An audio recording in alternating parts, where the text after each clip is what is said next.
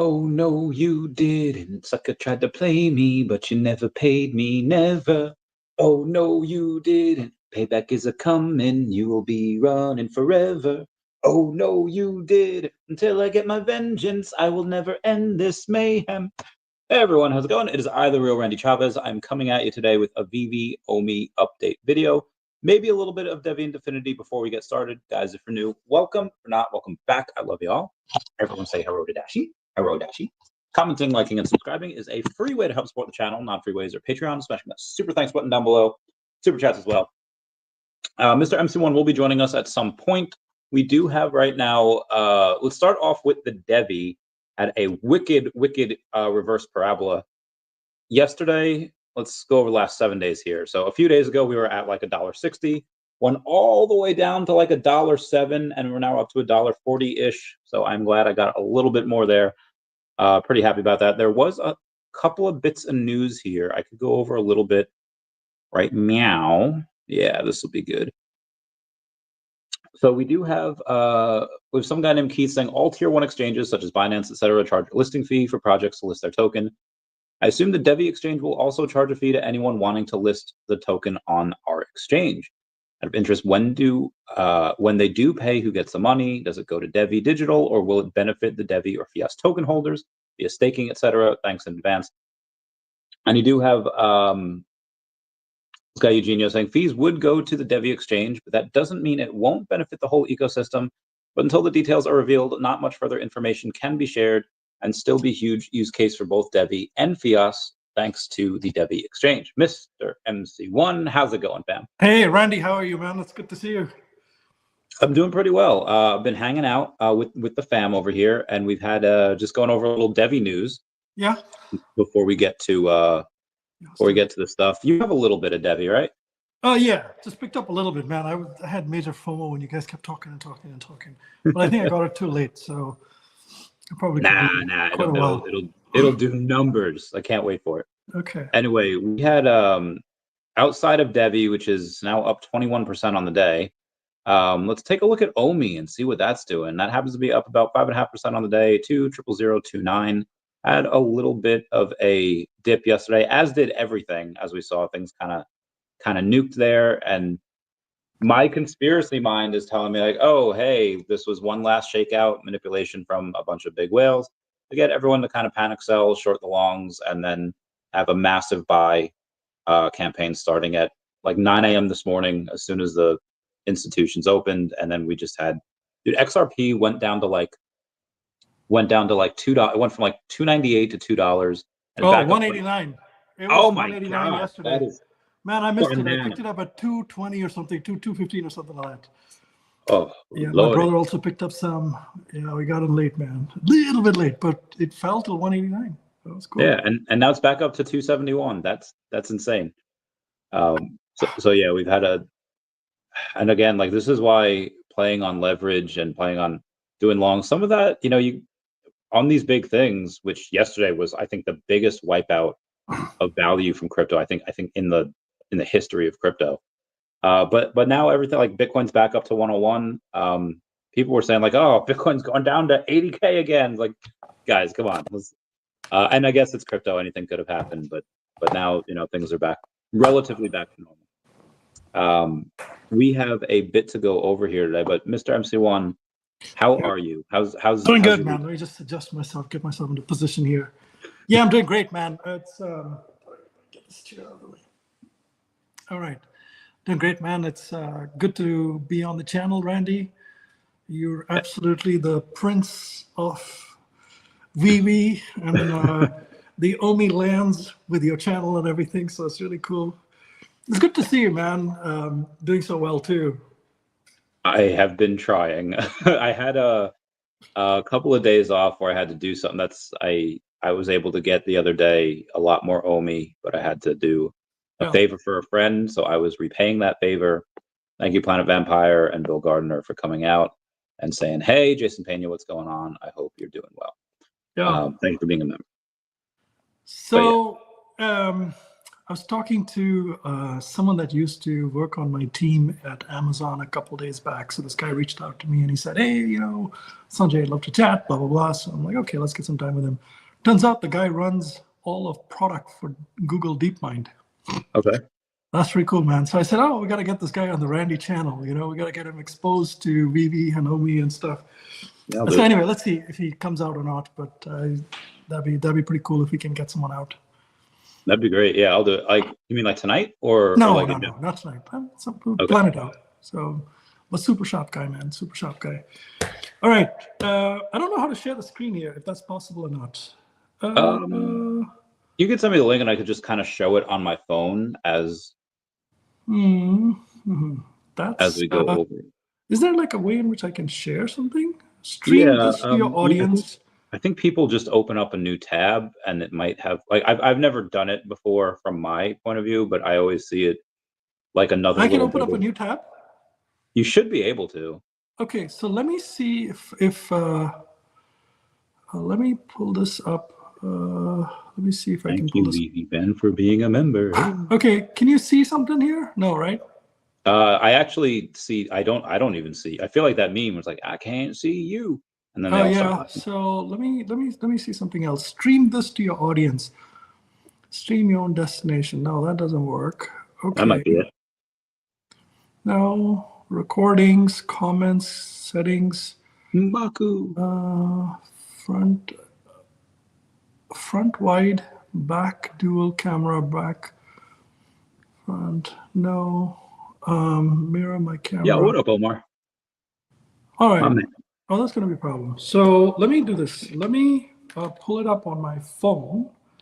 Okie. And then we can chat. Let me pull it up here first. So it might be better. While you get that, Brad, I'll say hi to Abe's. And would be nice if you stop speaking so positively on OMI. I would love to get a quad zero OMI. To get a quad, let's say quad 09-ish, that'd be like a $25 million market cap. And Mr. MC1 can buy the entire supply by himself. So I'm going to say we're probably not going to get there, but it's crypto. Anything can happen. Anything can happen. Yeah. All right. So let's see if this shows up properly like this. Yeah, it does, right? Mm-hmm. Mm-hmm. All right. Very good. Okay. So one thing I wanted to cover on today's channel was data. It's very, very important to have high quality data. It's very important to get the right type of analysis run on that data, and then also to draw the right conclusions from it. And then after all of that, you still need the right timing with decision making. So we're not going to talk about the last part. So this is not a channel where I'm recommending you to buy anything, sell anything, neither buy nor sell. No, this is purely about data, analytics, and insight-driven decision-making using custom analytics. So this is a very specific custom segmentation, custom query that I'd worked with VeVe Fox on, and she's built, she has the intellect and the brains to build something like this. It's unbelievable. But anyway, that's all we're doing here. Please don't go buy. And by the way, the use of MC1 is just because I made a decision based on it. Maybe a week and a half ago, I'd done it. So it was kind of like pretty interesting. So I wanted to share that with you. Could be any other collectible. I have the analysis for the collectibles. And I've asked VeVe Fox if she can run it again. She seems to be super busy, something wrong with the feed, et cetera, et cetera. We'll worry about that later. But anyway, for everybody, let me just dive right into it, and then we can go from there. So we're going to take the example of Marvel Comics 1 Rare. So this might have been about, as you guys know, I'm a big Marvel Comics 1 collector, all rarities. I have the secret rare, lots of commons, uncommons, rares, ultra rares, so collect them all. Specifically for the rares. So the analysis was the following. So as you know, there's people, first things first, most people say, oh, MC1 has 60,000, just volume is too much, quantity is too much. Well, the commons, there's 48,000. The uncommons is 6,000. The rares, 3,000. The ultra rares, 2,400. And then the secret rare, 600. And VeVe kept 100 of each rarity, which means for the rare, there's only 2,900 plus, there was a couple of off-market, whatever deals, is 4 of them or whatever. So 2,904 is what's public. Anyway, that's that. So the first thing to look at is how many of these rares are in how many wallets. So they're in 2,382 different wallets. So that means it's very, very well scattered across. Yeah. So if somebody sells, like out of 2,904, if 2,382 is, it's almost 83 some percent is in, people have only one. So if somebody sells it, they're out. So that's a good thing. I think it's a great thing when it's scattered. It doesn't enable, people to play games with it and stuff. Now, I personally have 117 or 18 or 19 or something, but, I don't list them. I'm not in the, I'm not gaming this or whatever. I'm not Flipper or whatever. Anyway, so that's that. That's the first thing. The second thing is to look. So VeVe Fox, one couple of things she did was to segment the VeVe wallets. This is every wallet in VeVe. She took them and she segmented them on many different dimensions. So one of the dimensions that's very important is whether someone's a hodler or whether someone's a flipper. And so she basically ran this analysis, which shows all the different categories of it. So all the way from, so let me do this. So all the way from diamond hands collector to flipper. And there's some part where, there's not enough transaction to classify them. So she kept those separate. So basically, I'll just give you the numbers. 44% are diamond hand collectors. 22% are serious collectors. 13.6% are collectors. And 7% are traders. So if you look at the total number of flippers here on a percentage basis, it's in the bottom here. So it's 5% plus 2% plus 0.4%. So instantaneously, what it's telling you is that a vast majority is in the hands of collectors. Now, some people who are dormant show up as collectors. So that's the next dimension that you want to, study as well. So this is what everybody was kind of looking for and doesn't know. So what percentage of these are in active wallets all the way to ghost? And if you look at it, the number of ghost accounts is 37.16. And the definition of ghost is they haven't transacted for a year. And then there's another definition for inactives, which is 180 days, 6 months. So that's another 7%. So if you add the two up, you have 44% of rare, MC1 rares, that are in wallets that are inactive. Now, you can say, well, they may become active. They may suddenly become active. They may, there's a math to how many of them become active and how often they become active and for what reason they become active. And so that is another analysis that needs to happen. But for me, it felt great that 44% of these Marvel Comic 1 rares are in inactive or ghost wallets. I mean, people ask the question, are they KYC or not? Look, that'd be nice to know, but does your bank tell you how many KYC customers they have? I mean, this is like, when somebody does KYC on somebody, that's like a very private, confidential kind of status. And companies don't do that. And VeVe certainly does not have any kind of reason to disclose how many KYC customers they have. But it'd be fair to believe that some part of this 44% is non-KYC and they can't even transact. So that's a different issue altogether. Anyway, so then, the next aspect of this is another analysis is, can you break out these by the number of wallets, by the number of collectibles they have in total? Before we so this get tells to you that, how many big wallets, how many small wallets hold it. And Sanjay, as we get to that, I just want to make one little point here, that when we were talking about how many accounts were ghost, how many were, then there were accounts that were inactive, and then there were accounts that were lapsed. And then there was also accounts that were dormant, meaning that the active and engaged roughly accounted for about 30%. And 69.9, everyone comment nice down below the 69. Those were the ones where those, so almost 70% were ones that they weren't really active, meaning that only 30% of these are 30% of these wallets are active or in some way. So that's not a lot. So a lot of the majority of those I think are locked up for a while.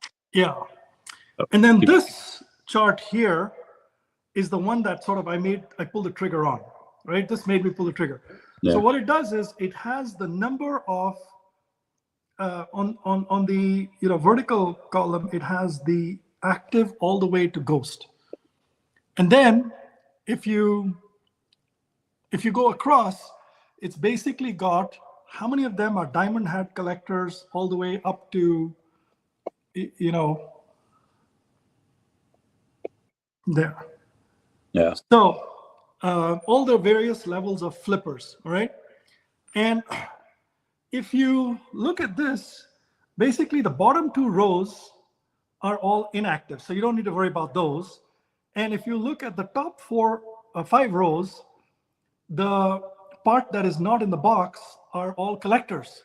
So basically, this is the total number of MC1 rares that are in the hands of flippers.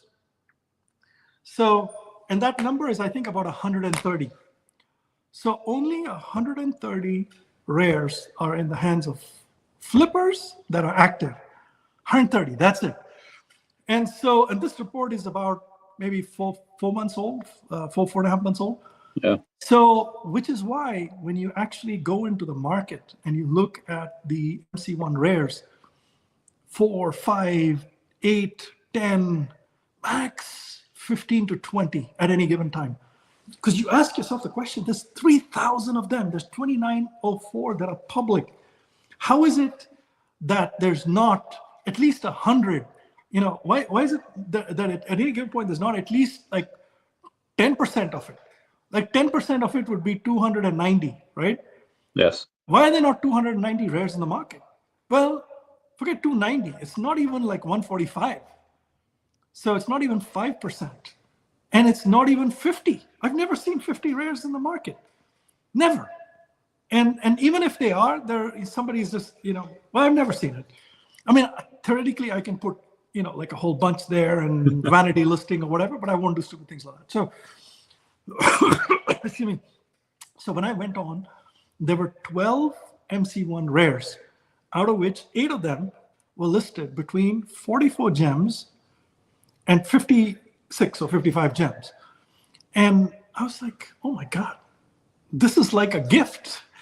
This is like a gift for me. It just literally is a gift. And I was like, literally, I went in, white. And I've been doing this now every 6 to 8 weeks. I clean it, just sit tight, people list it. A lot of people don't buy it. The price falls. Then I go sweep the whole thing. And so what I wanted to share with you was that math around how, a custom segmentation was done across multiple dimensions, including the activity level in terms of how active you are versus how inactive you are, how much of a collector versus how much of a flipper you are, the size of the wallet. And then when you combine all of those, you're able to get a better picture of how much at a given point in time is sitting in, how many collectibles are in active accounts that are some form of flipper. And that gives you a sense for, hey, listen, nobody knows price, whether it's a good price or bad price ever, right? You just never know where it's going to go. But anyway, I wanted to share that with you. So I have the same analysis for every single rarity of Marvel Comics 1. VeVe Fox is brilliant. So she has run this for me 2 or 3 times now. And each time I've used that for decision making. I've shared that in the VeVe Gold and Silver logo group. I've already put, I think, the rare and the secret rare I put up there. The Ecomi SR logo guys have said, hey, you know, okay, fine, I'll share it there as well. These are people that, you know, part of the group and stuff like that. So we'll make sure they get it as well. But you know, at the end of the day, and we have this, by the way, VeVe Fox has run it for the Spider-Man Secret Rare. She's run it for Partner Statue. I think she's run it for Todd. A couple others. So she's done these. So anyway, what I wanted to share with you is that there's a lot of people on the web, on X and other places who make all kinds of price predictions. Oh, it's going to be this, it's going to go to the moon, is this, that, and the other. Man, you got to do the data. You have to look at the data. And it's not just about looking at raw blockchain data. You have to analyze and synthesize that in custom ways in which you can study patterns and then identify opportunity sets of where you want to, you know, dive into. So, I guess I can't share the screen here because this is, whatever this thing is, I can't share. It's not like a Zoom or something where I can share. But anyway, hopefully that gives you a sense. I've reached out to VeVe Fox. She's very busy. She's gone back to work full-time now. And, you know, there's a period of time where she had some time available. And so she'd spent that on this. But yeah, I'm trying to convince her to restart this analysis. There's some issue with the data. You know, they're not getting the feed fully anymore and stuff like that. So there's other pieces that need to be figured out. I hope she says yes and I'm able to sort it out. But this is valuable stuff, you know, very valuable. Let me pause there, Randy. Like, does that make sense? Was there any questions, thoughts? Do people in the audience have any perspectives? Let's see. As a safe to state, I've staked, or I have a bunch of OMI on Stacker, and I haven't had issues. Let's see what other people are saying. What up, Bill Gardner? Tony Brooks with a copy. That's awesome. What's up, Ernie? Hello from Medellin. We're number one. Awesome. Glad you're there. You'll pick it up. I guess nothing on this. I guess okay. They're just listening and trying to soak it up mentally. But yeah, I love this stuff. The fact, like, yeah. She used to do stuff like this all the time. I think Prita, you know Prita? VeVe France? Yes. Yeah. VeVe France?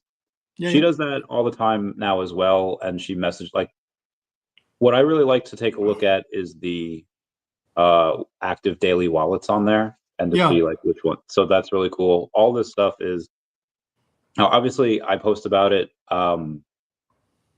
Frida will go in and I think post some of that as well. Yeah, she does that pretty much every day.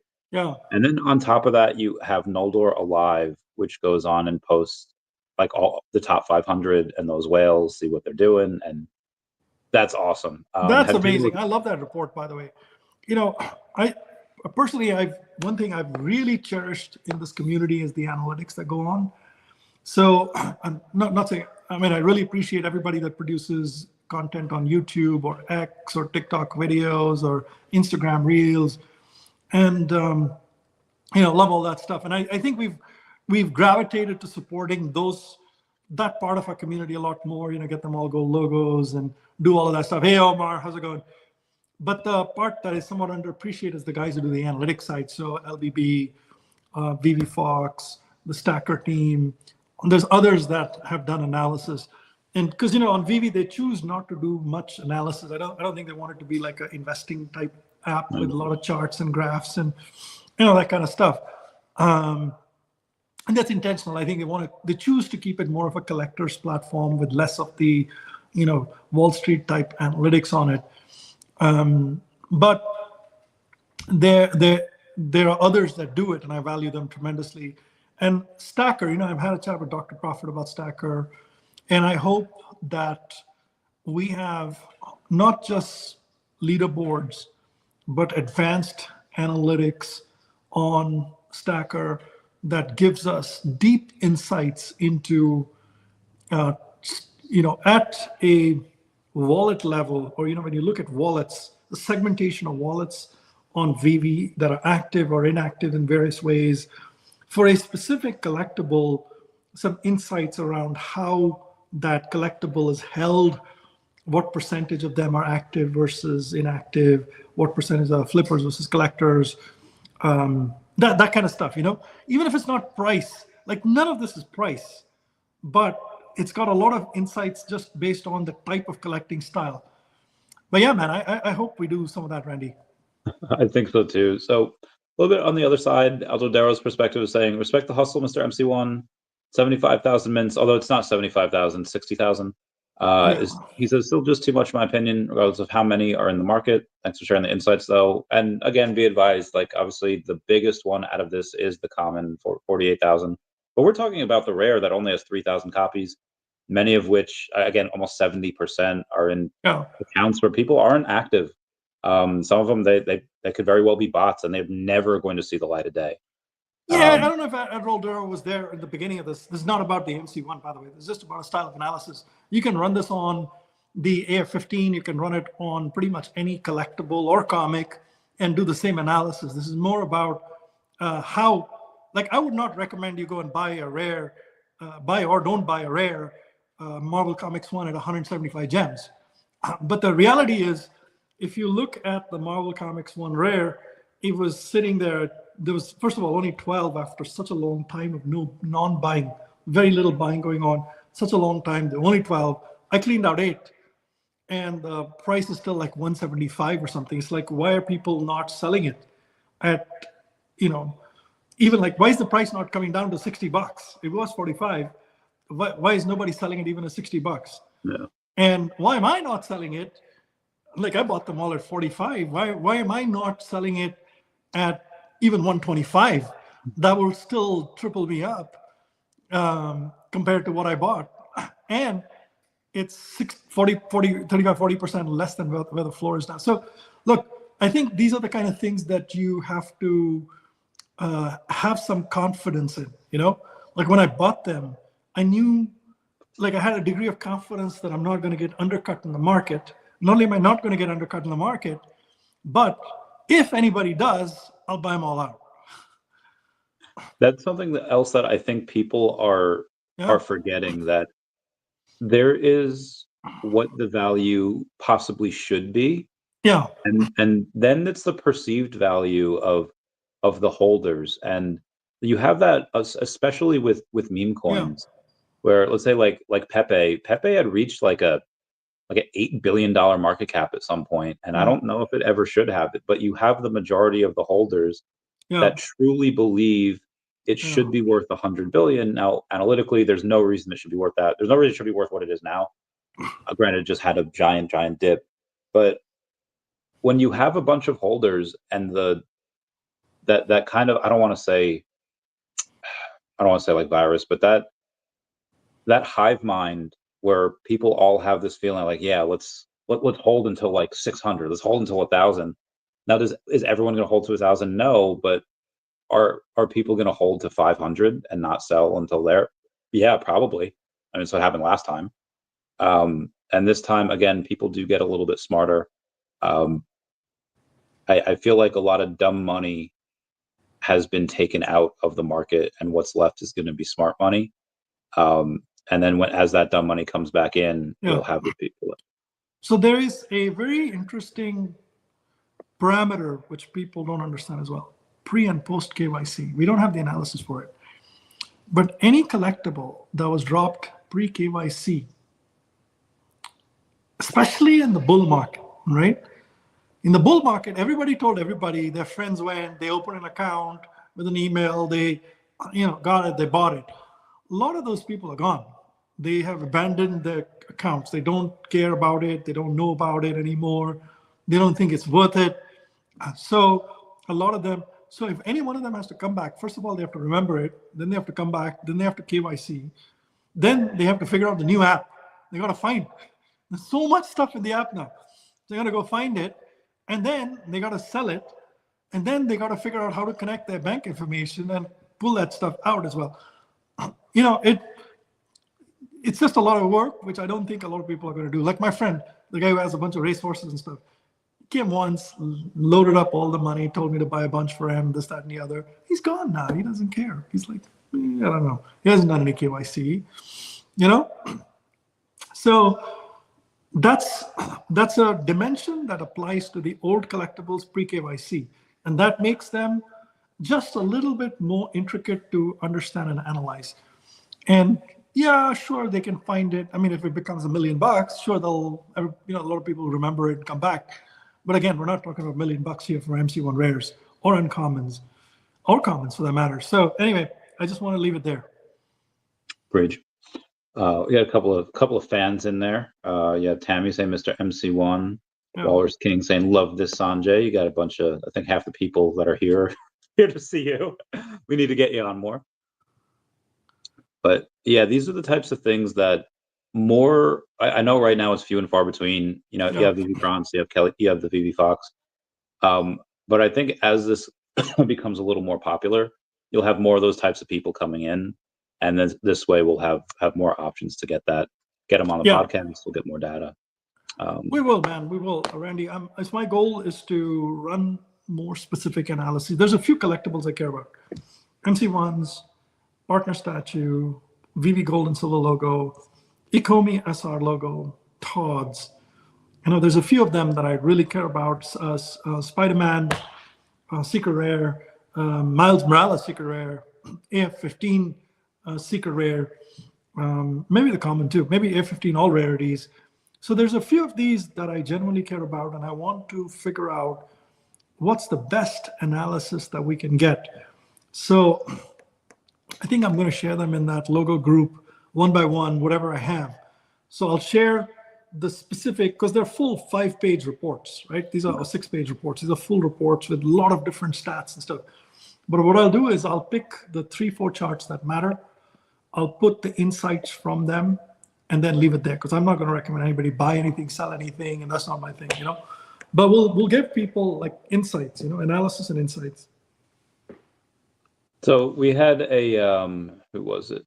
Coolmo saying 44% are inactive. Those babies get burnt. Well, heck, I don't know if they'll necessarily get burned or not. But we did have a major update to some comics. Now, granted, these comics are all going to be the ones that are unsold, the ones that have been in the store for a while, and they have a new thing where each time a comic drops, the clock starts ticking.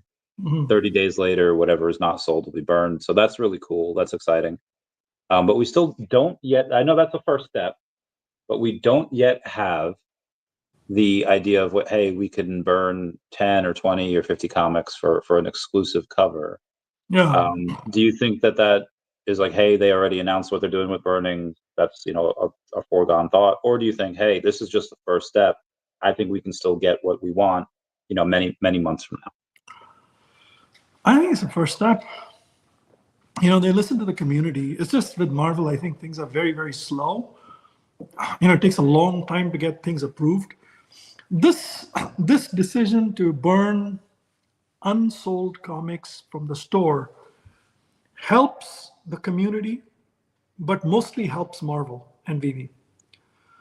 Because their hope is that if they announce this, people will look at the scarcest comics and buy them in the next 30 days, which is good for VeVe and Marvel because more comics get sold, especially ones that were unsold, right, that have become super rare. And it's also good for people that have already bought those comics and hold the secret rares, and they bought them for low prices before this announcement. So I think it's kind of, it benefits both. In the case where, you know, let's say they announce that in the VeVe Comics app, they burn any unsold ones. Now that would, it may benefit, you know, it probably will benefit Marvel and VeVe as well, but it'll really benefit the people that are holding those, because those are even scarcer in quantity, right? 1,000. Yeah, 1,000. So that I think that could be something they do in the future as well. Why leave them all like there? Or they may say, look, it's already scarce, so why, you know, 1,000 comics is not that much. In the future, if this app takes off, you know, that's not a lot anyway, so let's leave it there for now. But I think that's feasible. And then, you know, burning of the sold out comics where it's a craft to burn, that's something I don't know when they'll do it. They do it with collectibles now, right? We can burn the Silver Surfer to get something, burn something else, you know, burn something to craft something. I hope they do that with the older comics like MC1, like FF1, like ASM1. Though that would be pretty cool. that would benefit the community, I think, more than VeVe and Marvel. But I hope they do it, because you know, at the end of the day, if they can figure out how to get older comics that are sitting around burnt for something new, and you can create some energy around it, right? So new stuff now sells for a higher price and all that. You get aftermarket action. I don't know. I think that's a ways away, but I hope they do it. Yeah, there's something that people don't really talk about, where they had that Galactus drop and they say, okay, yeah, we're burning something, but we're burning like Silver Surfer. That's it. It's like, Yeah. They don't understand what's happened. That opens the door for everything else that they've had in the past. Yeah. Could possibly get burned in the future. And now that they've done this burning thing with Marvel Comics, I think it's only a matter of time before VeVe uses that as leverage against their other licensors and say, like, hey, we're going to continue doing Marvel drops because Marvel's making our life easier. Marvel is going on and they're saying, this is what the community wants. We're going to do it for them, and we're going to give them more attention. We're going to give them more drops. We will give you that same courtesy, but let us burn your old stuff. And I think that's just going to open the door to burning everything. I mean, this will make people like Dr. Rolex, Dr. Fuse, bunch of guys who buy a lot of comics, right? In the app, in the VeVe I don't know if Dr. Fuse would burn, because he wants that #1 spot. He does. He does. He wants to be #1. He told me. Yeah. And I think he will.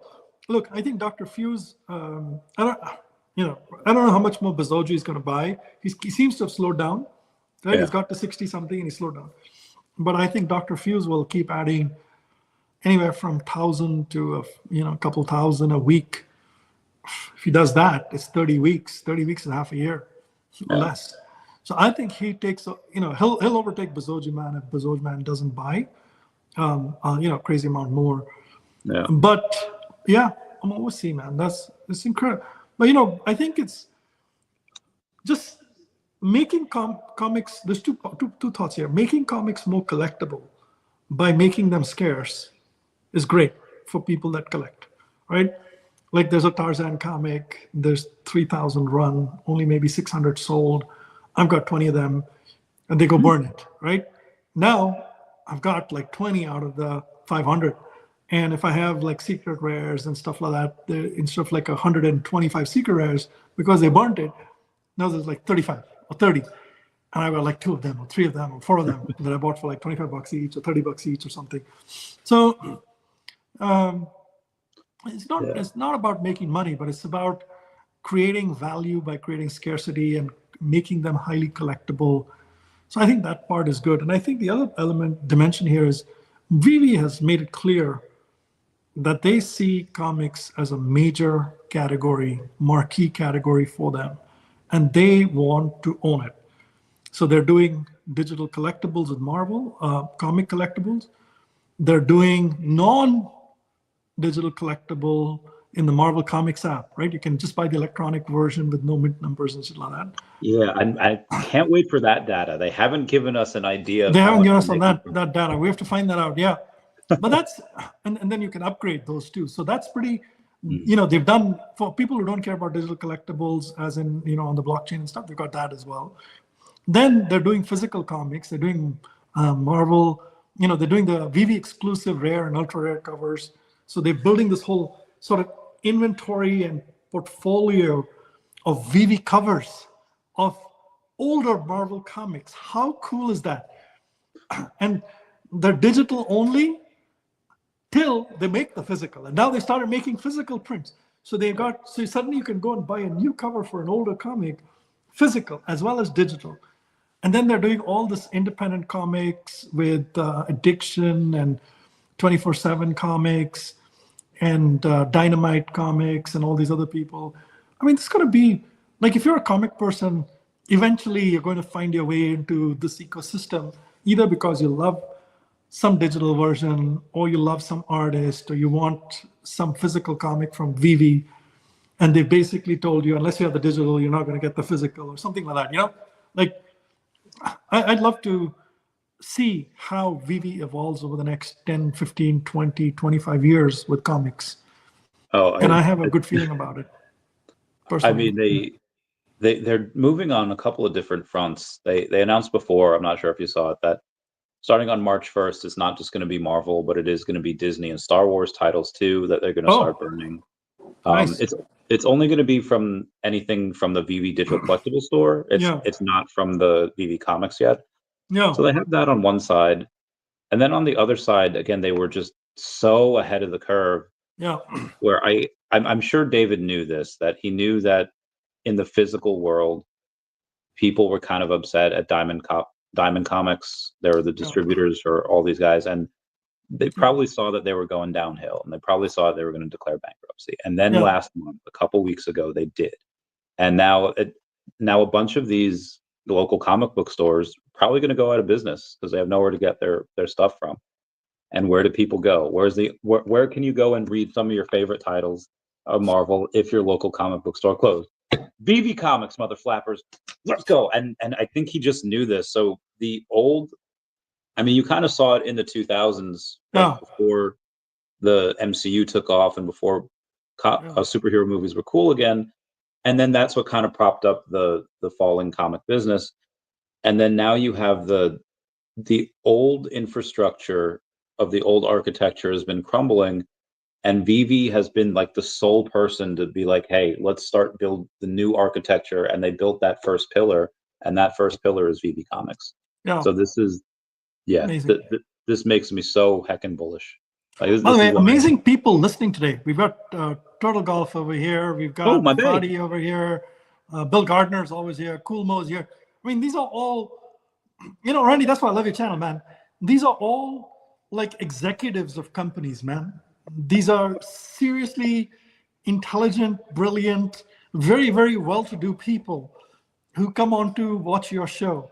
And it's incredible, man. The number of people. Ernie's here. Ernie, like, people don't know who Ernie is, and Ernie probably won't tell them who he is. But if you know who Ernie is, you'll be like, oh my God, Ernie watches Randy, and he's supporting Randy, and is involved with Randy and the whole OMI and VeVe ecosystem. It's incredible. I mean, there's some amazing people in this audience here, and that's why I love this. I love this show and this channel, Randy, because it's an absolute channel with a lot of intellectually smart people who are well-to-do, who've got great careers, and also have a lot of vision and foresight. And they're all tech savvy and Web3 savvy as well. And that's another thing I wanted to ask you about. Oh boy. I touched on this last night. Cool. I touched on this last night where you, and I'm glad you brought it up, because you said that there's, hey, a bunch of people here. There's a lot of stimulating intellectual conversation. Thank you for that.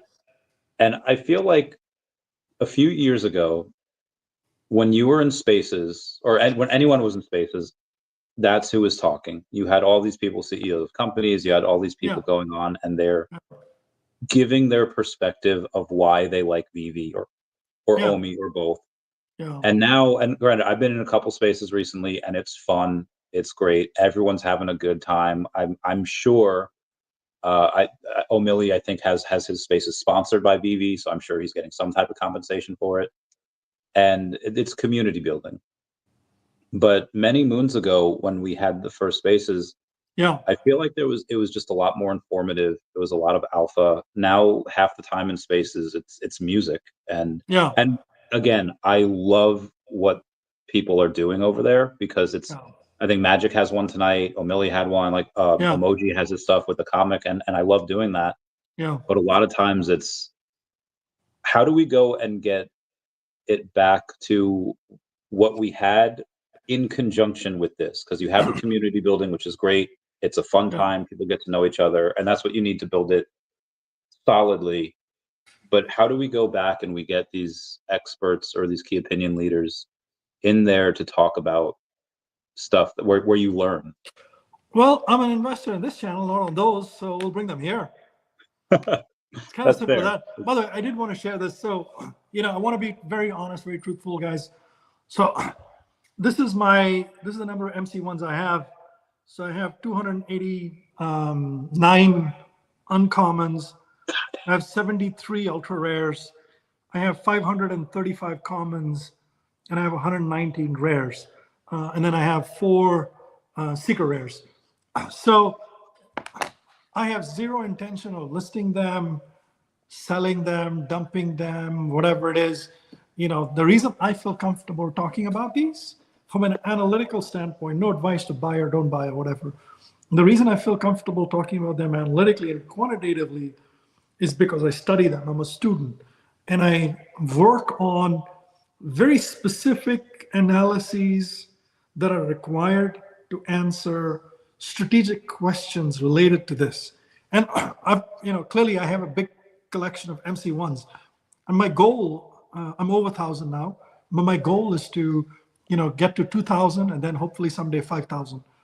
I don't know if I will ever get to 5,000, and I don't want too many commons. Like if you notice my uncommon and rare collection, like uncommons is even more than rares, by the way. In terms of I won't cover it here. I'll have to do it a different day. But just like the way I showed you how many rares were in the hands of flippers and could hit the market versus that opportunity set and the price and stuff like that. The uncommons is actually even more. And so some other day I will cover those when we actually, it's not fun watching it inverted. When I can actually show the whole thing, and we got to figure out a way, Randy. Maybe I got to get a mirror and then put the phone here and then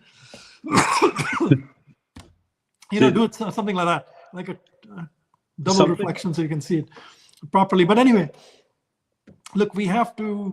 I'll cover that separately, but that's why I feel comfortable talking about it, because I'm not recommending anybody buy anything, sell anything, and it's purely as a quant and as a student type exercise to study all of them.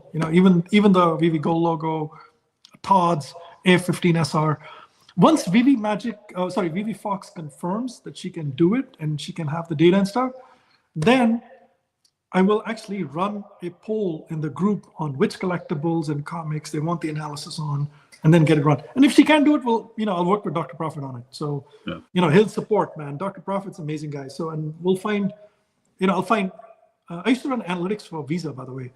So I had like 165 analysts supporting my team, doing analytics of all kinds. So it was sort of my day-to-day job to look at what type of analytics would we want to provide the banks, like Bank of America, JP Morgan, or what are these guys?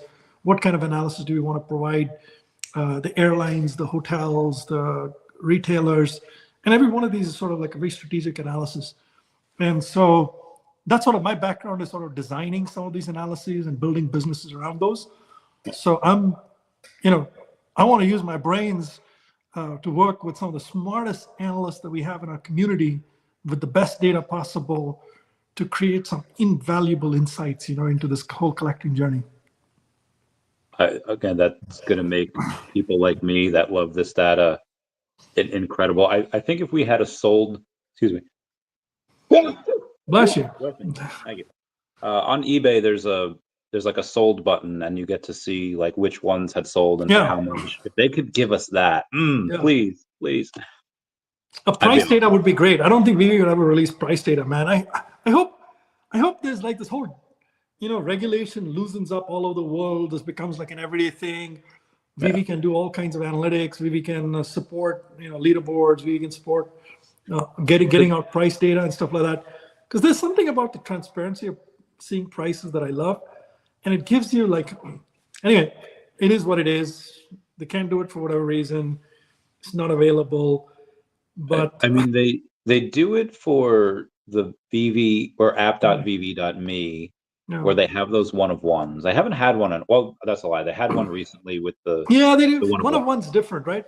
But maybe there's a way in which VeVe can combine the last 3 transactions and give you the average of that. Then you're not disclosing a specific transaction. You don't know which one of the 3 may have bought it high or low, what the spread is. But it's directionally better than, or maybe not. Maybe it's not better than, because one of them might be a low mint or whatever, and then it skews everything. Yeah. Well, I mean, you should be able to kind of factor that in and be like, hey, because you could do that on Stacker and be like, hey, this one sold, and you can kind of get it. Hey, I wanted to show you something here, Randy. Have you seen this? Ooh, is that a record? No, it's a book. So Oh. it's a book, a delusional book by Ron English. No. It's got all his characters in it. And he how many did do we a have? sketch on the first page. That's a sketch that he did here at home. And then it's got the story of all his characters. And he's got like a song about each of his characters. Oh, wow. And these are the lyrics. Incredible, man. How many pages of songs are there and characters? Because that's very detailed. There is more than 250 something. Oh, he made a 250. freaking Pokedex. Oh my God. Yeah, and he has sculptures. So in his studio, he has like this, like a big table where he's created these images, into statues, and they're interacting and stuff. And he's got like these parties where the people dressed up in cause as those characters and stuff. It's amazing. And then I picked this one up, man. This is, see this? Oh, Tokidoki. Yeah, the art of Tokidoki, the art of Simone Legno. So this was sort of the anniversary. I think it was 25 or 30 years of Tokidoki, and 20 years. So it started in 2005. So he's done like a book that has a compendium of everything. I'm gonna get it signed and have a sketch. So I'm not opening even the plastic. I haven't eaten it. So I don't know what's inside. But I'm gonna get that signed. That's another amazing piece, man. Like, we're around some incredible artists in the VeVe ecosystem. And the funny thing is, they just come to our parties, hang out, sign stuff. Have you read his Area 54 comic magazine? Yes. Dude, that is trippy. That is why I would love for some of that to be not even a movie, but like a little spin-off 30-minute thing on a Netflix. That's so cool. Have you seen Ron's movie, by the way? No. His documentary. You haven't seen Ron's documentary? I don't think so. Oh wait, did it come out 2 years ago? Living in Delusionville. Yeah. I gotta watch it again. I vaguely remember it. I put it on late at night. I was super tired, and It's pretty cool. It's a great story. It's Ron's story. It's his life story. But I can see Ron's work coming out. It reminds me when I used to pull up with my Pokemon bag. That's cool. But yeah, man, I could see that becoming like a motion picture or something like that. That'd be amazing. I mean, The Simpsons featured Ron English, man. Yeah. Ron English plays himself on The Simpsons. How cool is that? There's very few people, I think, that are able to say. With Shepard Fairey. So there's Cool Mo saying, I also have 190 M'Bakus. We all have our things. I think I have 20 of him. I don't have that much of him. But yeah, that's awesome.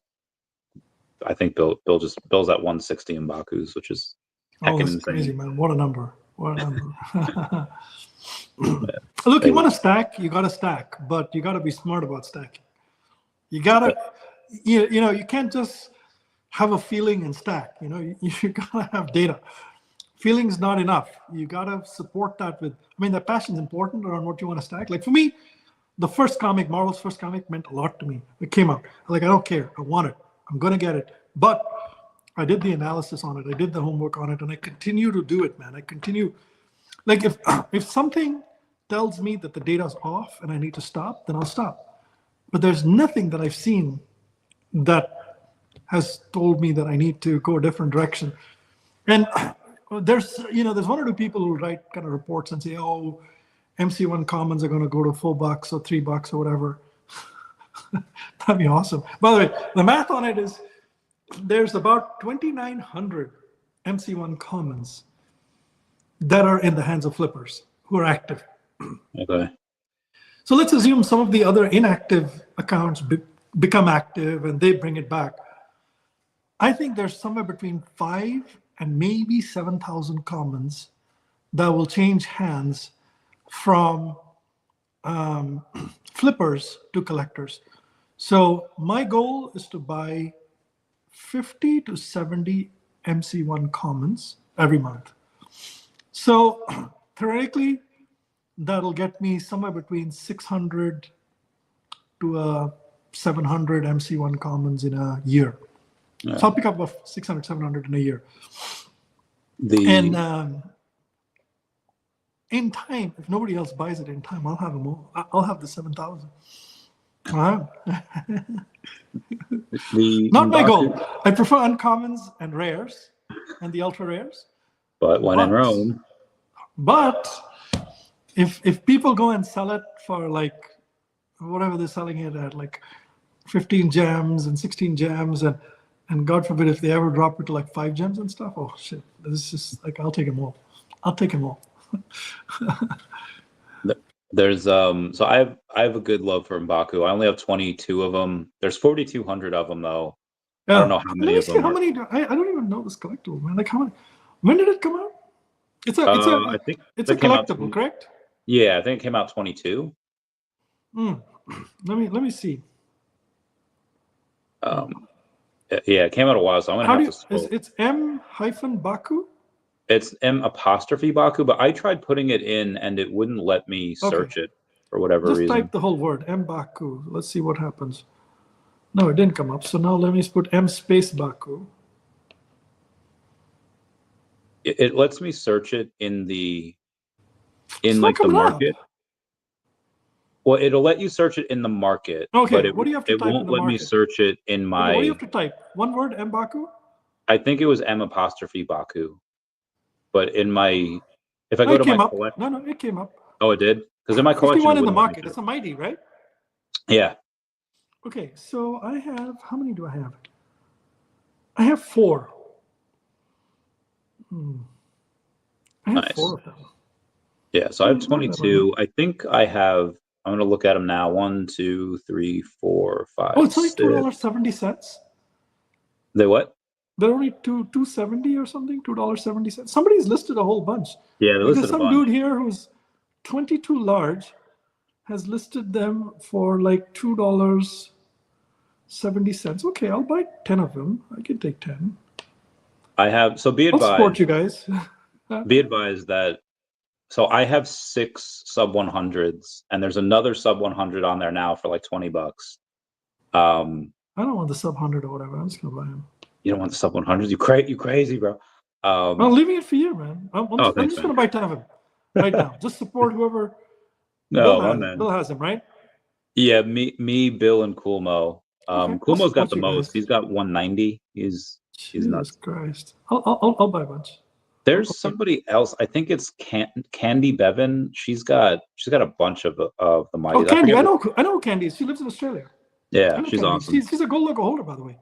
Yeah, she's an amazing person. Yeah. I have so M'Baku I only have 6 sub 100s on, but who's Cassie Lang. She's the Stinger. I think I have like 20 sub 100s of her. I have a lot. I have 69. Nice. I no longer I'm in like the top 5 of sub 100 Marvel stuff, but I still hold the title of most sub 100 Marvel Mighties. So that's still pretty cool. I'm not in the top. I think Rolex and everyone just kind of outspent me on the sub. Because they would just get like all these sub 100 like Flirkins and stuff for like $12. I was like, I didn't think to get them. All right, I have 13 of them now. So anyway, support you guys with it too. Okay, got it. It's only $2.70.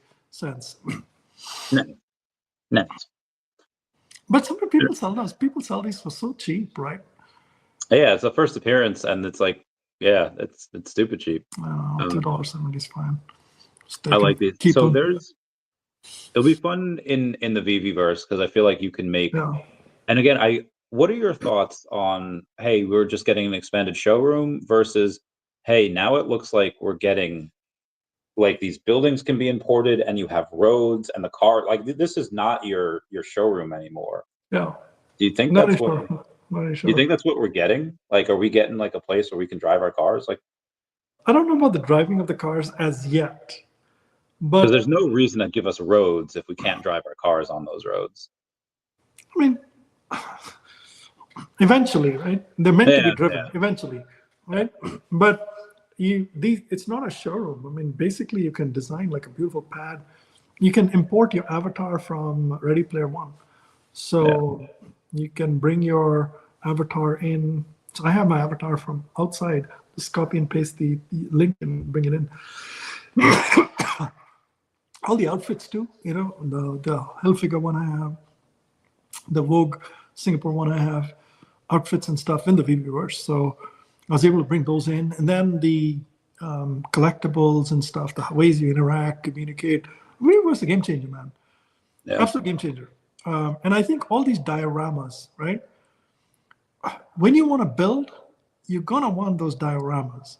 Anything that lights up and lights off, you want, like the, what is that called? The bat signal and those orbs and, you know, those kind of things that, you know, have light and some kind of luminance to them. Those would be, anything that gets lit up is good. I think anything that has like a scenery or walls and like an environment is great. Anything that has animation is great. And in time, I think you'll be able to, you know, drive and stuff like that, which would be pretty cool too. So, you know, races and stuff there. Yeah. There's we're gonna have a completely different VeVe in the next couple of months. Yeah. By Q2, we'll have Veveverse. Stacker will have rolled out. Yeah. They'll have the affiliate program, at least the beginning of it. Yeah. It's going to be a completely different company. Something big is coming this week, by the way. The app update? No. Well, the app update might be related to it. I don't know. I don't know what's coming. But what I do know is any weekend that VeVe does not do a drop,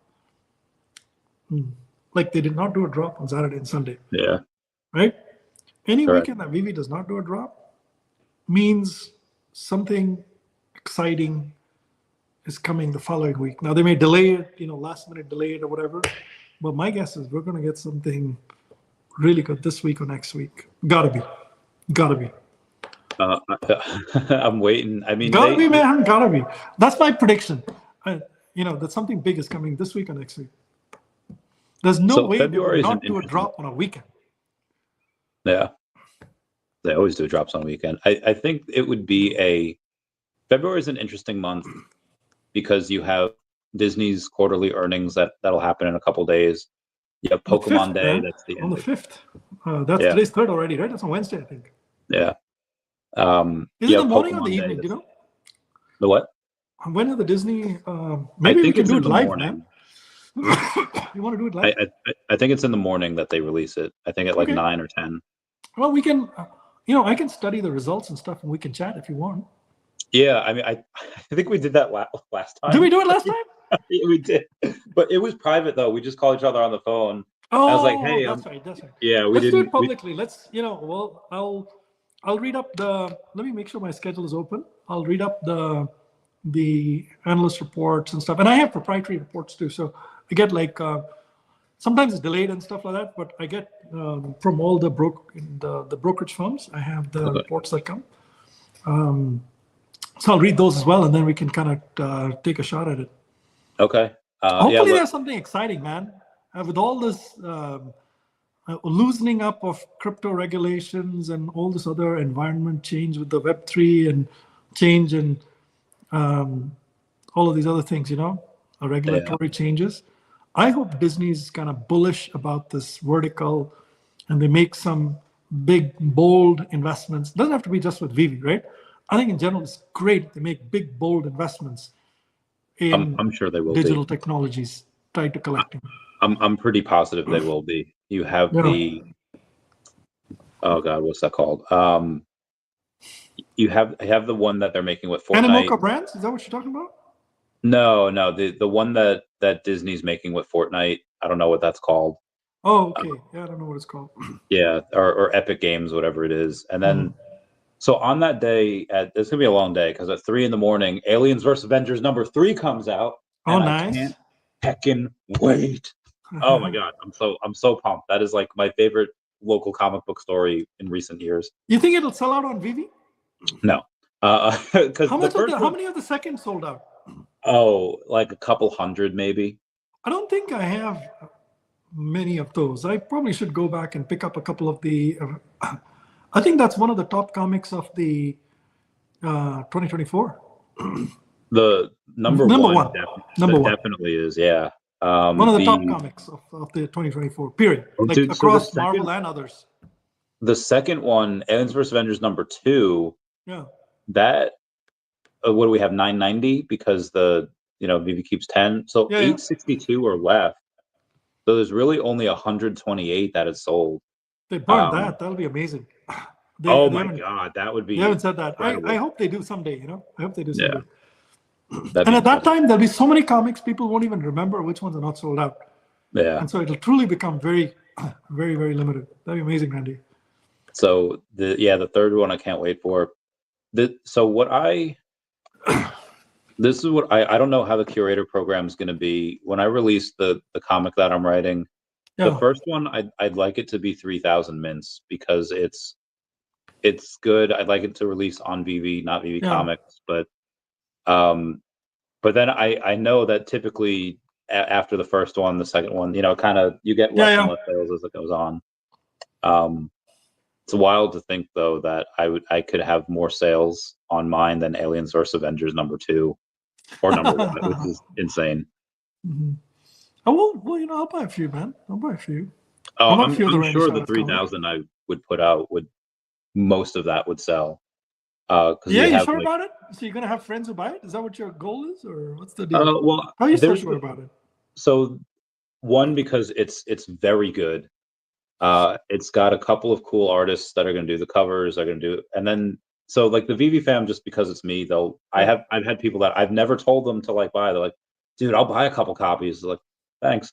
I think they're doing that, one, to support me, but two is I tend to do wild and crazy stuff, and I think they would buy it on the off chance that it actually leads to something, like they could do a series on it, animated series, and then and if I do blow up here, we have the first appearance of a Randy Chavez comic on the blockchain. Garda says I would definitely buy a few as well, Randy. So I'm sure that would do well. And then you have the Decat community as well. Oh, that nice. Would come in. So the Decat community would buy it because obviously it's the Decat comic. Pro the Doge is going to pump it because he's a character in it. You have the Sharbies. You have you have all these different meme communities that are in it that'll buy it. So that's why that sounds exciting. That might bring in more new users to VeVe than what they're doing today. That sounds super interesting. We also might do something for the holders. If you have the set, we'll give you some Decat tokens. If you have if you have one, we'll give you I don't know, $1 worth. But if you have the whole set, we'll give you a decent amount, and that'll come from the Decat development wallet. So people will be incentivized to get it. That's exciting, man. Randy, I didn't know I didn't know this part of it, but that's pretty cool. Yeah. At the end of the day, it's a cool comic. But yeah, at the end of the month, it's Pokemon Day. On the 27th. So you have this really interesting. It's always cool. People keep asking when Pokemon won this, and I know that VeVe's gonna do Pokemon. I think eventually I think at some point the powers that be at Nintendo, Game Freak, and Pokemon will recognize that it is not in their best interest to try to build something by themselves with no guarantee that it'll work, because they're no stranger to flopped games, and they're no failure to flop projects. Now, obviously the successes far outshine the flops, but the first thing on the block, this is the future. Video games are a dime a dozen, but the first for venture into blockchain, you don't want that to be a failure. And VeVe has that system of success. Agreed. They already have the people, they have the network. Pokemon will do well regardless, but if they let VeVe take care of it, if it fails, then it's not on them. They could go and say it wasn't us that did that. We just kind of did it through VeVe, and then they learn from their mistakes. But if it works, which I think we all know it will, then they'll be yes, what we were able to do is we were able to go in and have make this a success in this otherwise dying industry. And, so I think it's a win-win for them. They do it. I think so. That sounds interesting, man. Super interesting. I was just very curious. Would they do that? I know that last year, I think the Penny Black stamp Phygital was amazing too, man. That was an amazing drop. I mean, I'm so glad I got the physical, but it absolutely genuinely is one of the top drops on VeVe, having penny black on VeVe is incredible. So I was going to say, David last year, towards the end of last year, or sometime last year, he went to Japan. Not end of last year, I think sometime before the Comic-Con stuff. He went to Japan. He spent a bunch of time there, and he was like, I want to bring in a lot more Japanese IP. We haven't seen that much. So my sense is they may end up doing, I would not be surprised if they're going to do more Japanese content on VeVe, man. Because there's, I think it's going to be super exciting if they do it. I would say, I mean, so the verticals that they've given us already, yeah, I think the Japanese anime manga vertical will be the biggest, because if you have, hey, we're getting into sports, and they have the Joseph Parker boxing glove, and music. Okay, we have Ron English Delusionville, we have Blackpink, but I think for anime, like it's all connected with shoujo manga. If they can kind of get one, they kind of get them all, and I think that's why they haven't done it yet, is because you don't just get one, you get like the whole kit and caboodle. So there should be a large amount of them that can come on at once, at least in the version of manga. I don't know if that means that, let's say if we get the Dragon Ball Z manga, does that mean that we can get Dragon Ball Z figurines, and what can they do? Same thing with anything. It could be Dead Man Wonderland, it could be Fruits Basket, My Hero Academia. I'd want all of them. And VeVe also, by the way, Disney also owns ESPN, right? They own the majority. I think they do. It's either the majority share or the whole thing outright. Yeah. So theoretically, since they've got Marvel and they've got Disney, why would they not do an ESPN, right? I mean, they also own National Geographic. They haven't done anything with National. Well, that'd be pretty cool too. I think National Geographic would be amazing. Those, especially high definition. So, amongst the things that I would like to see VeVe do is nature like that, right? I would love to see nature, National Geographic, just high quality pictures, of just those kind of things. The other one that I really want VeVe to do, by the way, and this one is tied directly to the art, any famous mural that was done. Like Ron has got a bunch of murals, Jason Naylor's got a bunch of murals, Alison Bamcat's got murals. So take the mural and make it a collectible on VeVe. So in Veveverse, those of us who own it can have murals in Veveverse. That would be amazing. And it's the technology for it is already exists. It's just a collectible. It's like a poster without the frame. That would be amazing. So Omar is saying if VeVe does, they would need the likeness of the voice actors to add more spice to the collectibles, like if they say something. Hopefully. And since our voice would be epic, so all of these Japanese voice actors. So I had a meeting with Al Kahn and Rashid Al Farooq the other day. Oh, you met them both? Yeah, we're doing a couple of things together. They're awesome, and Rashid knows all these voice actors because he brings them over to sign stuff for his SpeedyCon, this pop culture event over in Dubai. And I'll hook them up and I'll see like, hey, is it possible that we could do something like this? Yeah. Because that would be a lot of fun. Yeah, that'd be amazing. Orange. I can never get hey, OBL, how's it going? OBL is. What do you think about the idea of having murals in Veveverse? Dude, she's champing at the bit to get into like the Veveverse, like because she loves those open worlds. She loves the VR world. Oh, I met her in the open worlds too. We used to hang out. We spent 2022 New Year's. Might have been 2021 or 2022 New Year's in the metaverse. There was COVID. Nobody could go out, and we were all in with the Quest. It was the Quest 2, and we were in different worlds. I went into a pad, and then Kermit was there. A whole bunch of people, man. Max was there. It was a lot of fun. Sharky was there too. There's so many people. Yeah, so Disney owns ESPN. ESPN has no rights. Yeah, I would love. So I hope it's not like a Jurassic Park thing where they had the Jurassic Park license for like 2 years, Don't we And have it's a no. Jurassic Park on VeVe already? Yeah, but what I mean is that they had the license for 2 years, and Oh, Jurassic Park is like, hey, let's wait until the movie comes out, and then they had to sit on their hands for 2 years yeah. holding that license. So I hope that Nat Geo or ESPN isn't like, hey, we'll do something, but let's do something later down the line, because even though Yeah. Disney owns them, Yeah. well, I'll say this: there's a reason why we've had no more Simpsons drops since then. Even though Disney owns the property and the company, they're still their own entities Yeah. inside of that bubble. Yeah. And I just hope that ESPN or Nat Geo might be easy to work with.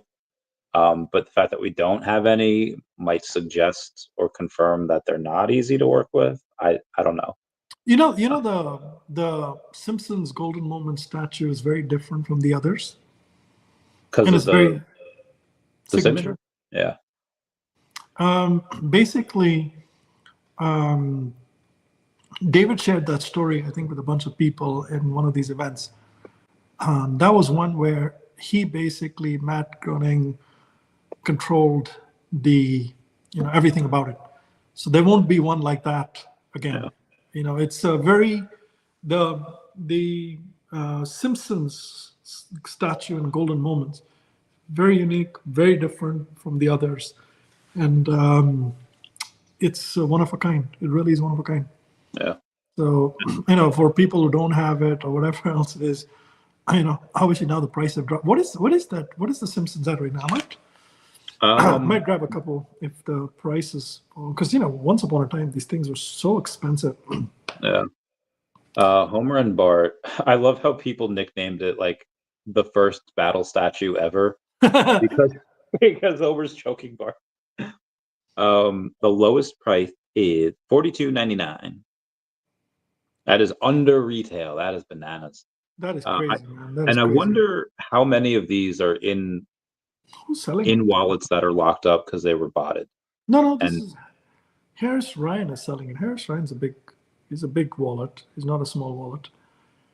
yeah, he just posted before in the Mint Hunters group that he has the number 56 set of Spider-Man. He's got the rare, ultra rare, secret rare, matching mints number 56.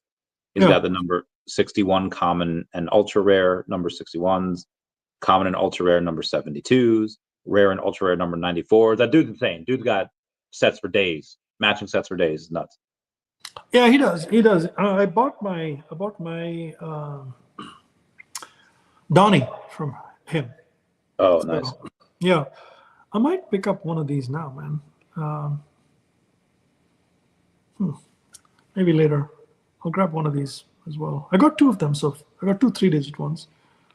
I have a 335 mint. I like the 33 plus something, 33X mint. Because you can have 33 mint, right? And these, because lowest probably mint is 41. So, but that's an incredible piece as well. Rafael Martinez, is that an app or a website Mr. MC1 used at the beginning of the video? That wasn't really anything. That was just no, that was just a report. It's actually it's a PDF. Yeah. It's PDF. Vegan Things once spent $1,500 on a gold skateboard. It's a lot of that. I'm sure we spent a lot of money on a lot of things, man. We did spend money on a lot of things.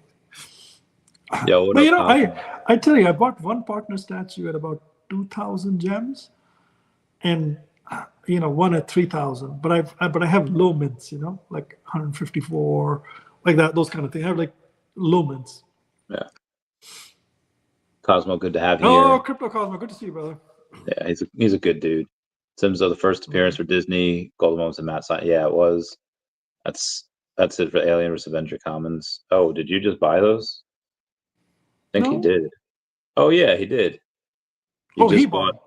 He did. He bought the Alien. Oh man, that comic is an incredible comic, man. Alien vs. Avengers. I mean, I would have done the same thing.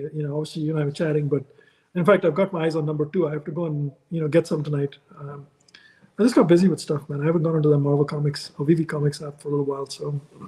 Yeah. Damn. You just swept the floor on those. Good for you, mate. Oh wow, there's no comments left. I have a decent amount of those. It's talking about 1 or 2. Number 1. Oh yeah, number one is like epic, man. Yeah. Where the heck is it? So I have how many of these? Oh, I got 8 of these. I got number 42 on that comment. I have number 44 also. Oh yeah. Good for you, Bill Gardner. Get that bread. Crypto says, "Congrats, Sanjay, on the 1,000 MC1s." Thank you. Thank you. It's an honor, man. I've been working on it. I've been working on it for a while, and this is not done. I mean, the way I see it, I've got 150 now, and I'm 950 short for my next goal. So yeah, keep listing them. You know, like, I mean, people want to leave, you know, sell them and go or whatever. Just list them. You know, if they're listed, I'll take them. I'll take them all in time. All right, we have oh no, it's UFO stuff. Going on the other. Oh, So can I I ask people, what do they stack? Like in the comments, can people write about what do they stack? Yeah, guys, what are y'all stacking? What do you stack? You know, what is it that you stack? I'd love to know. I know Bill Gardner and Kulmo stacking those Mbakus, but yeah, everyone comment down where the rest of y'all stack. I got a bunch of Mbakus now, so I got 13. That's a nice number. Yeah. I think to be in the top like 8 or 10 on Stacker, you need. Okay, here's what they're stacking: vegan things, Robocop, Sandbox, Astro Boy. Yeah, both I got amazing. I had a buddy of mine who's got like 4 sub 100 Astro Boys. He's he liked that when he was a kid. Astro Boy had I remember doing a whole video on Astro Boy because of how powerful he was. Yeah. The dude has he blew up a city once. Like no one survived. Like it was insane. Oh, Ultimate. By the way, oh my God, Bill Gardner, what the fudge? Ultimate X-Men 1 commons, 11%. Wow, he's got 11% supply. That is unbelievable, Bill. That is absolutely unbelievable. Ultimate X-Men 1 to have 11% of supply is incredible. Crypto Cosmos is stacking MC1s. There you go. You're brother. By the way, you know the other guy who has more than 100, actually has 150 MC1 commons. Oh. Legal Dave. Really? Okay. Yeah. He hasn't bought them in a long time, but he's bought them way back when, sitting on them. So Legal Dave has, yeah. I think Fantastic Four will do well. I mean, in general, but they have the trailer coming out tomorrow. Like for the new movie, they have like a new 2-minute trailer, so that'll get some I think hype. Fantastic Four 1. By the way, Kulmo's also collecting Tods. I think stacking Tods is a very interesting idea because it's the first collectible on VeVe, period. Like, no different than how I'm collecting MC1s, which is the first comic. But Tod is like the first of the first. So the reason why I think it's important is when VeVe celebrates 5 years of drops, Tod is the number 1, most nostalgic. When they finish 10 years, it's still Tod, right? It'll finish 10 years along with VeVe. And then you get to 15 years and 20 years and 25 years. So that Tod collectible is inextricably tied to the history of VeVe, and it's number 1.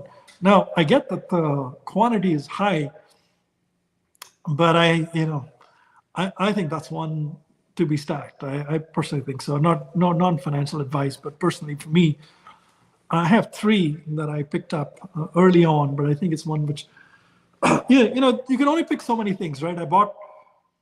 So in my family, I have, in total, in my family, we have 8 gold logos, of which 1 I gave away. So 7. So my brother has a gold logo, my wife has a gold logo, and I have 5. So, obviously, and we bought, right? A lot of them. So that, theoretically I could have gone and stacked a lot of Tods and stuff like that, but I chose to stack the MC1s and the VeVe Gold logos. And the Ecomi SR logo too. I think I have 4 of the Ecomi SR logos. That's a big deal. Yeah. How many of those are there? Secret Ecomi logos? 560, I think, something like that. Nice. Not that many. Smooth. And that's also very heavily stacked, by the way. Meaning, a lot of the whales have more than one. So, and some of us have like 4. A lot of us have 4, actually, the bigger ones. So, yeah. Kumo's got the entire set of Mighties, which is an incredible feat. Me too. Damn, that is incredible feat. I'll get that so far. I don't know if I'll be able to go all the way to the end on this one, because I'm not super passionate about the Mighties, but at the same time, I wanted one of each. How dare you? Sorry, Randy. I mean, I like it. Look, I like the chibi style and whatever, man, but I have one of every one of them. At least one of every one of them. Vampire's got 387 Ultramans. That is stacking. Oh, he's stacking Chuckies? He's stacking VeVe Magic's Worst Nightmare, the Chuckies, dude. I cannot wait until. What's up? Yeah. Planet Vampire says 387 Ultramans. Yeah. Shit. There's some mother stackers here, man. That's what you call a mother stacker. That is a mother stacker. Fantastic Four 49. Okay. So. Silver Surfer. Okay. I have Fantastic Four #2 Secret Rare. I think between Rolex and I, we have 25 or 30% of the total supply. And I gave away some of them. So they're, to people that during the giveaways or whatever. So they're not ones that people will sell. They value those. So, but yeah, because it's Namor. Namor is from the Marvel Comics 1, the oldest, character from, the Marvel Comics that's still in play. He'll be, when they do Secret Wars, he plays a very big role in that.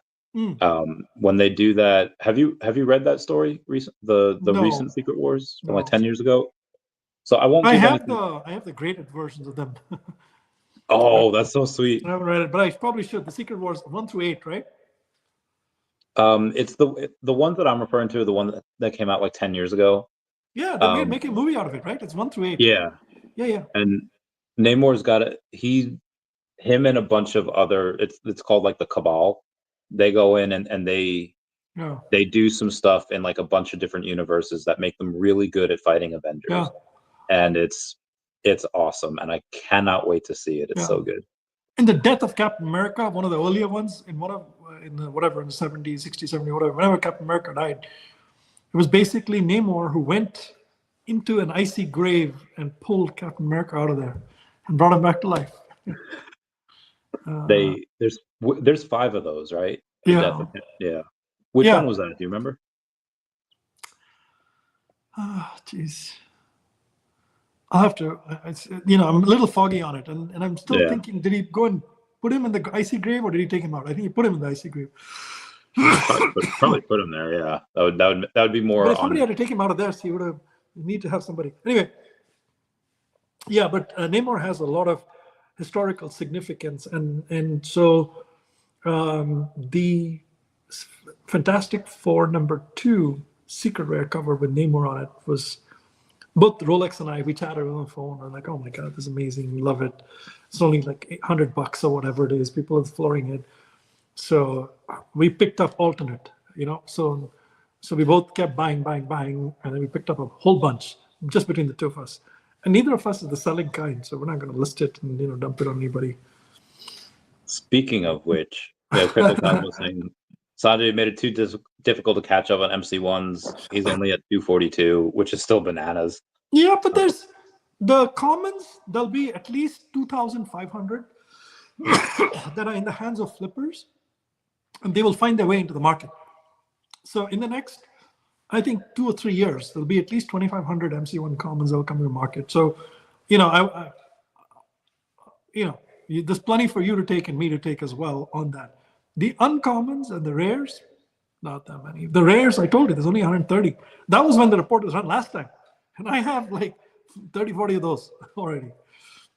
Not much left. The rares, not many in the hands of flippers. And uncommons, I have to check the exact number on uncommons. But even that, there's not that many. And they're so cheap, It's like, there were people selling Marvel 1 uncommons for like 22 and 23 gems about 3-4 months back. And I was like, oh my God, just went on a tear. I bought like 70, 80 of them at that time. Just like quietly, week after week after week, 20 bucks, 20 bucks, 20 bucks, bought them. And then now I bought them from like 25, 20, 24, 25 till about 35 or something like that. And I'm like, you gotta be crazy to sell it at that price. Crazy, completely crazy. Because, there's 48,000 commons and there's only 6,000 uncommons. Actually, you know what? Let me pull up that report right now because I'm so freaking curious about it.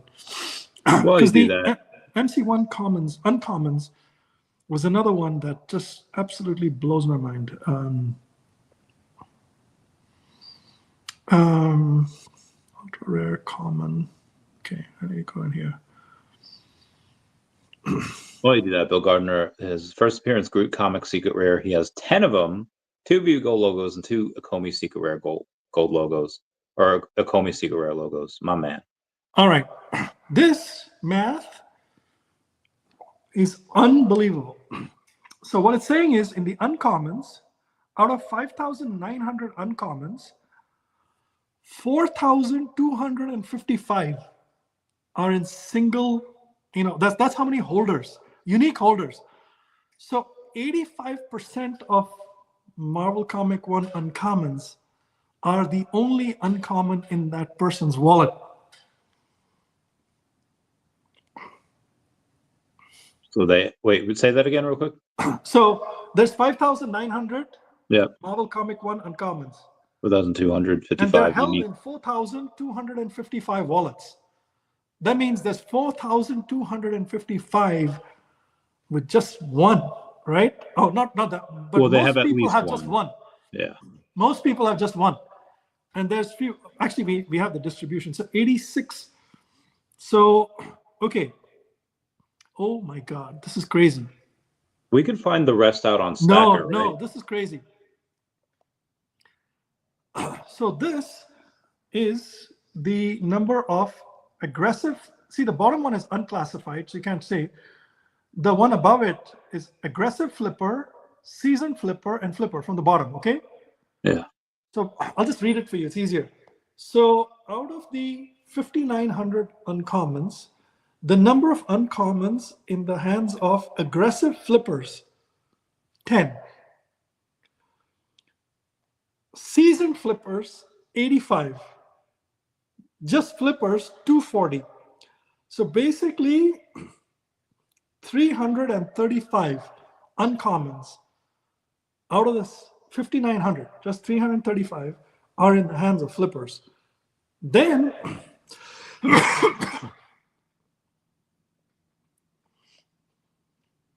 354. And the number of inactives is the bottom number. 40% are ghost. And 7% are inactive. Roughly 47% of Marvel Comic 1 uncommons are in inactive wallets. And what that's telling you, this is important.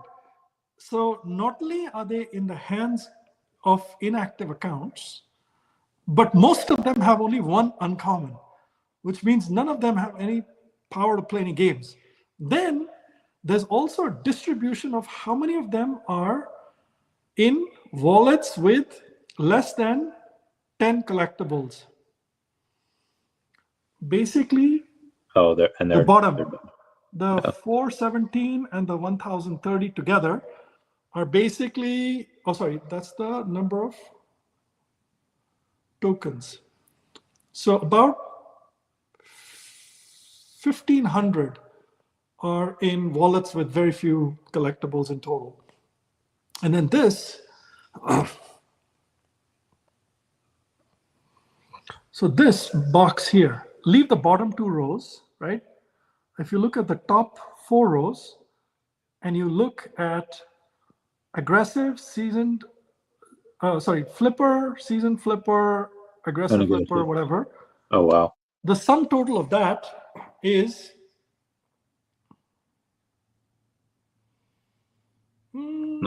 not a lot. About 200 maybe. Yeah. So 200. Out of that, there's 354 in the top 8 holders. So those could really be absorbed very quickly. Basically, if I can buy out 300 more, right? Not even 300. If I can buy out 250 in the market over the next 12 to 18 months, this is also Elfin. So let me just do the math. How much does it cost me to do that? So 250 times, let's say 25 bucks. 6,250. It's nothing, man. Let's say 50 bucks. Let's say price does go up. 250 times 50. I've been buying them at 25, man. 12,000. Okay. Anyway, that's just me if I buy out the entire supply of flippers. Oh, somebody just swept the floor of it. It's up to $99 now. Which one? The uncommon. I mean, look, I'm not a recommendation, but this is like easy shit. This is very, very easy shit. I'm not going to make $1 on it because I'm not listing any of this stuff. This is all just math, plain math. And you know what? Basically, people will start now. The flippers, when they see the $99 floor price, they'll start listing. So list at 89, 79, 69, whatever. So you just have to get them, come out. And when the floor drops after like 4 weeks or 5 weeks or something, then they'll all compete and whatever, and then the price drops. Suddenly there's like 10 of them or 12 of them between $25 and $55, and then I go bang, take them all. But the flippers don't have a game here. Nobody stacked, other than like Crypto Cosmo, myself, a couple others. See the math on it. The math on it is incredible, dude. Like that math, you have to see to believe. Out of the 5,900, the 5,900 are held in 4,255 wallets. That means a vast majority of them have only one. Let's see this. Token distribution. I have it here. Here you go. So 3,685 wallets have only one. And then 1,235 have two. So, or 2 to 5. So basically,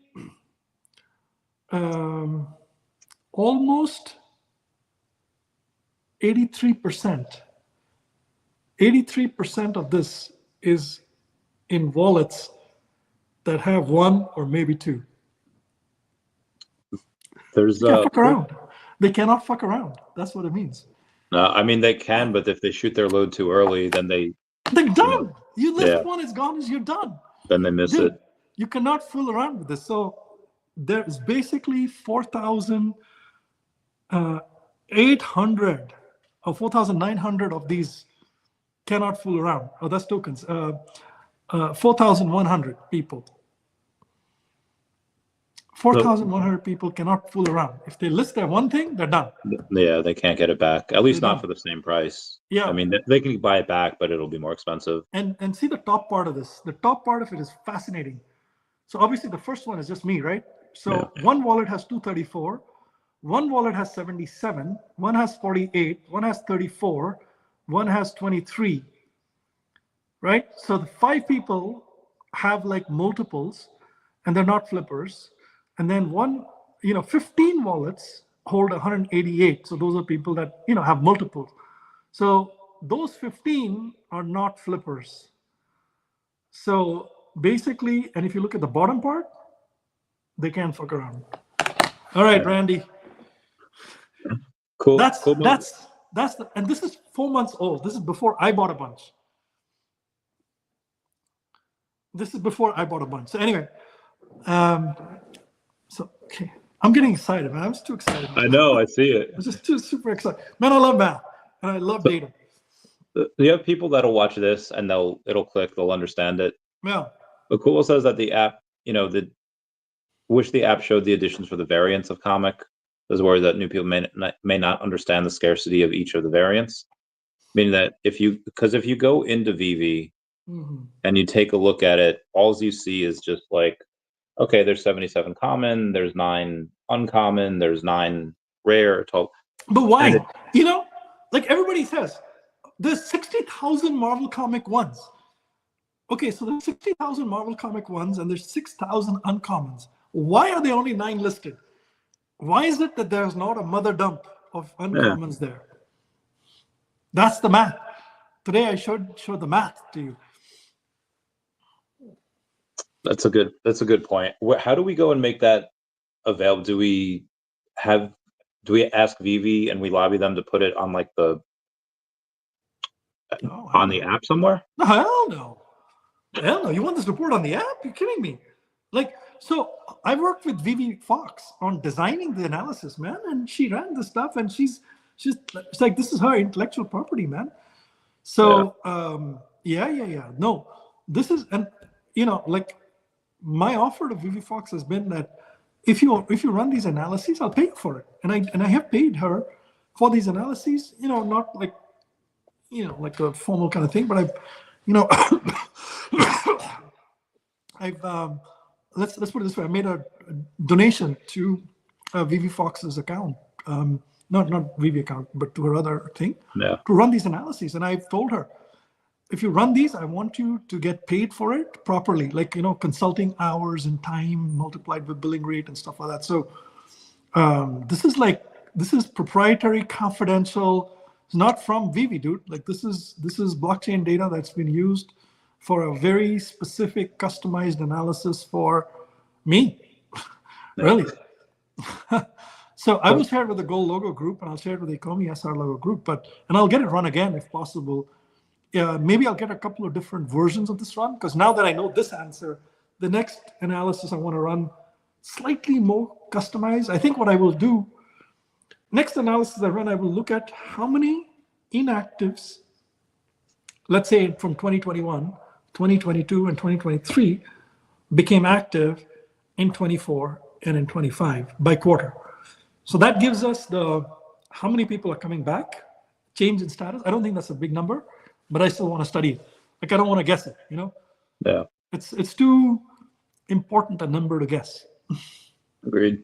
Asuk is saying, hey guys, look at the biggest MC1, saying there are no buyers other than 2 or 3 buys. How you sell them, VeVe is doing their job. I think that part of the reason why there aren't a lot of buys is because people aren't listing them for prices that they actually want to sell at. Maybe like, hey, for the sellers, we'll sell it, but we'll sell it for this amount. And the buyers are willing to buy it, but it's willing for that amount. And they just haven't met in the middle. And that's just the free market at work.